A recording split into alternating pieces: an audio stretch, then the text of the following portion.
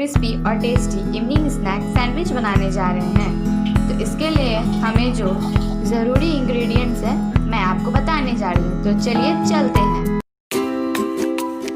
Sandwich बनाने के लिए जो भी सामान चाहिए हमें वो यहाँ पे मैंने रख दिया है। देखिए इसमें क्या क्या है। ये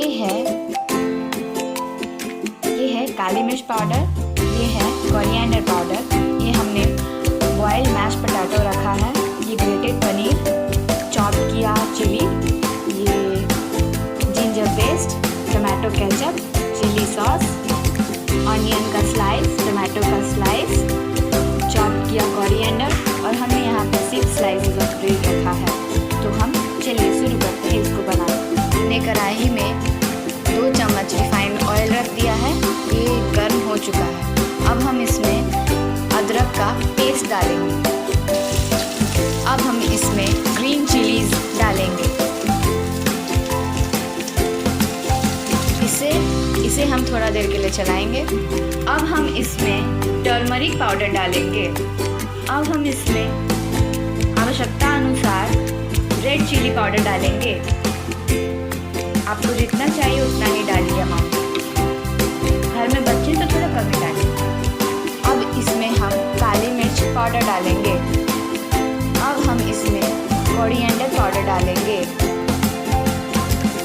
अब हम फ्लेम बंद कर देंगे और इसमें मैश्ड पोटैटोज डालेंगे। अब हम स्वाद अनुसार नमक डालेंगे। अब हम इसको और टेस्टी बनाने के लिए चाट मसाला डालेंगे। अब हम इसमें ग्रेटेड पनीर डालेंगे। अब हम इसमें चॉप्ड कोरिएंडर डालेंगे। अब हम ब्रेड को रेडी कर रहे हैं।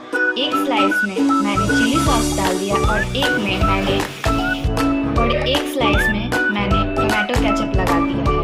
अब हम इसमें एक स्लाइस अनियन का रखा है और एक टमाटो का तैयार किया हुआ पोटैटो और पनीर का जो हमने बनाया था वो मैंने रख दिया है। अब हम इसे बंद करें। मैं सैंडविच रिफाइन में बना रही हूँ, आप चाहें तो बटर भी यूज़ कर सकते हैं।